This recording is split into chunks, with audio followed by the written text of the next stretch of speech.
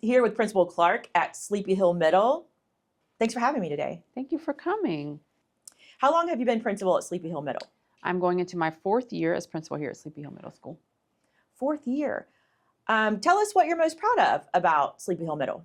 I am most proud of the school culture changes that we've made throughout the years, putting additional policies and procedures in place, laying out our expectations for students so that they can be more engaged in the classroom and we can focus more on instruction. That's great. And having that culture, we just talked about this yesterday with Principal Van about culture and what it means for kids to come to a school where they feel that family kind of atmosphere. So I love to hear that's happening here. Your school is very unique because of who you serve. So can you tell us a little bit about the community and the zone to bring kids from Sleepy Hill and where they exit to? So we have a very large school zone. Our school zone is over 20 miles north to south. So we have anywhere between 18 and 20 feeder schools each year from our elementary schools that come here. So definitely our students are meeting students from other areas from around North and South Lakeland, depending on where they live. So they're getting to meet new friends along the way while they're in middle school. Most of our students transition to Kathleen High School after 8th grade, but a lot of our students also go to Lakeland High School and some go to Lake Gibson as well. But by far, Kathleen is our largest feeder high school. So students coming to Sleepy Hill are not only coming from multiple elementary schools. When they leave, obviously there's so many programs in the county that they can attend. This gives them an opportunity for a fresh start or making new friends, which I think is unique. We have other middle schools that feed directly to one high school. At Sleepy Hill, there's multiple opportunities. Correct.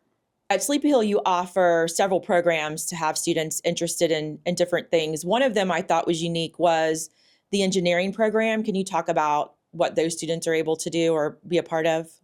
So our students in our pre-engineering program, they can learn skills. Right now, a lot of the focus is on 3D printing and things like that because that's so huge right now in terms of production and technology. So they can garner those skills and there's several programs that they can go to in the district. So also by having multiple feeder schools, there's lots of high school options so they can pick the one that they feel best meets their post-secondary goals after high school. So students in that particular program also participate in Skills USA. We had 12 students this summer who actually went to a national competition. Some of them also received medals as well, so we're very proud of that program. Ms. Hamilton has been here since day one at Sleepy Hill Middle School, so she has definitely grown that program a lot here. That's a great opportunity to give them the opportunity to go to nationals and compete and even win at that level. They can add it to their resumes.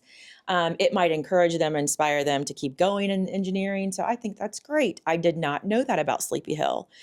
You also have an academy for students who are interested maybe in the field of law enforcement or law. Can you talk about that academy? So we do have a pre-criminal justice or pre-public service academy where students learn basic skills and information related to different law enforcement fields. So whether that's going into practicing law as a lawyer, also corrections, patrol, law enforcement, things like that. So the field is so vast in terms of criminal justice. So students get a taste of really all the different aspects of criminal justice, and then they can again go to different programs around the district at the high school level to continue to build those skills and work towards those post-secondary goals of going into a criminal justice field.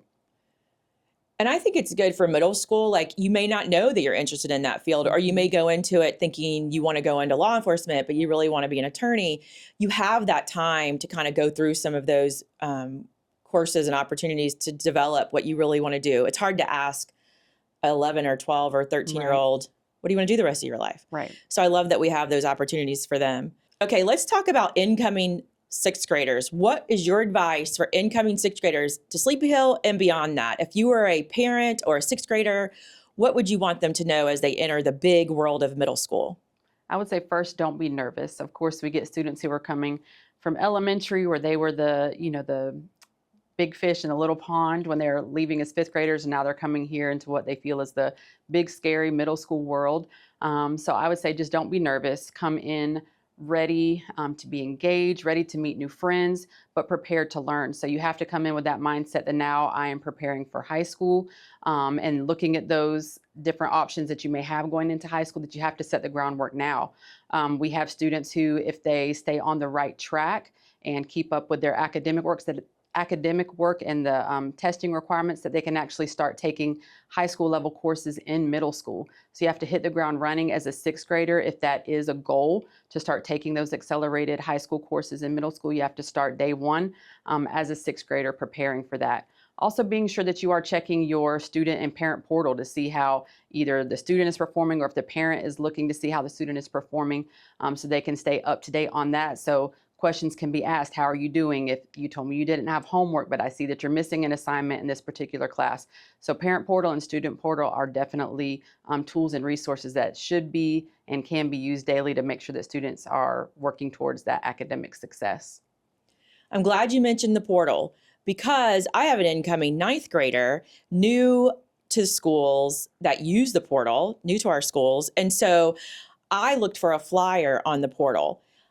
When you have open house nights or parent nights, do you have someone to give information on how to sign up for the portal? We do. Even for our upcoming orientation, our network manager, that's part of his role for that evening, is preparing parents with that information so they can get the PIN number that they need in order to fill out that application and gain access to parent portal. And not only that, but handing out information regarding insurance, because we know that we're a one-to-one district, so all of our students have devices. So his primary role that night will be to prepare parents with the information for parent portal, and to also make the option available for parents to purchase insurance, because things happen just like with adults. And even as a staff member, that's the first thing that I do every year is I purchase insurance, because I could drop my laptop and I would be responsible for that, even if it is an accident. So we always encourage our parents to take advantage of that insurance opportunity, because I doubt that any parent wants to have to pay for a broken laptop or a laptop screen.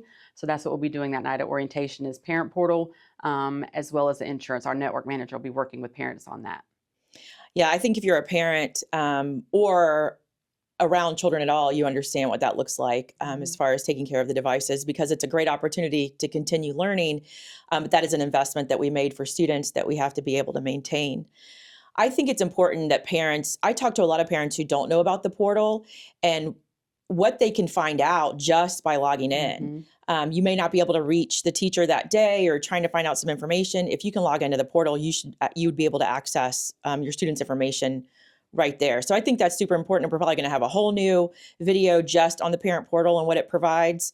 So I think that's important, especially incoming sixth graders. It's the same. You bring the portal. It's like if you had one in elementary school, it's the same portal. Is that how that works? Absolutely. Okay, so if you're new, you're coming out of private or homeschool, or you're coming from out of county, then you would need the PIN number.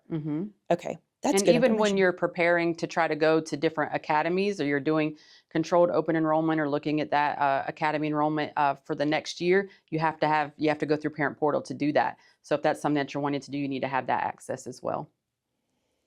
Okay, I think that's great parent information. The last thing I want to talk about regarding parent information is safety. You know, sometimes I get calls from parents or students who have questions about how to report an incident. And we always have said, you know, if you see something, say something. And there's two systems in place for reporting of incidents. And we've had conversation on the difference in the two. Fortify Florida is a statewide initiative, and we're going to have some information for parents to where if a student sees something online, or if they hear something they think is a safety issue for their school, they can go on to Fortify Florida and give information online. It can be done anonymously, and then those tips are looked at right away through the sheriff's office.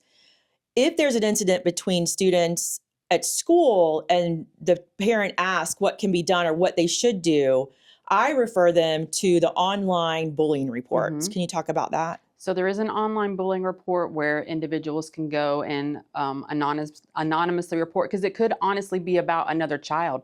It may not even necessarily be that someone is bullying their child, but they've heard information about where another child is being bullied. And the more information that you can provide, the better, because then we in turn at the school level have to investigate. So as detailed as you can be regarding the situation, we will look into that. And certainly if it's about your child as well, but that's a tracking, a method of tracking. So we get that report, we know immediately to call that student down and we can investigate further. So it can be about your child or maybe something you've heard again from another child as well regarding another child. And we take those incidents very seriously. And so there are certain requirements that have to be met in order for it to be considered bullying. Sometimes, unfortunately, students just engage in middle school or student behavior that may not necessarily meet the threshold of bullying, but certainly we do investigate those incidents and we talk through it and we go through all the protocols that are required for that. And I think that helps parents out as well, because in middle school, I think the kids stop talking to parents as much as they do in elementary. I know that was my experience. So if there's a mechanism for students to be able to give information, it should never be a child hears something or sees something and doesn't know how to report it. Correct. And I think it's, in the days we live in, having Fortify Florida and the online bullying, depending on what the incident is a way to assure the safety of our kids. And I think that's, as a board member, that's my first and foremost concern is our safety. Mm-hmm. So we're keeping the kids safe. We're getting the new kids into school. Anything you want your 8th graders to know? Because I feel like you've mentioned that this is the opportunity, the academic opportunity to set them up for high school, and how important it is, because the choices they make now will either gain them opportunities as they enter high school or it could limit them. Mm-hmm. So you want to talk a little bit to 8th graders? So we always have our meetings with 8th grade parents just so that they understand what they're getting into in terms of GPA. And again, some of our 8th graders are already taking those high school courses, but also looking at the opportunities, like you said, that there's so many more opportunities available at the high school level in terms of extracurricular activities.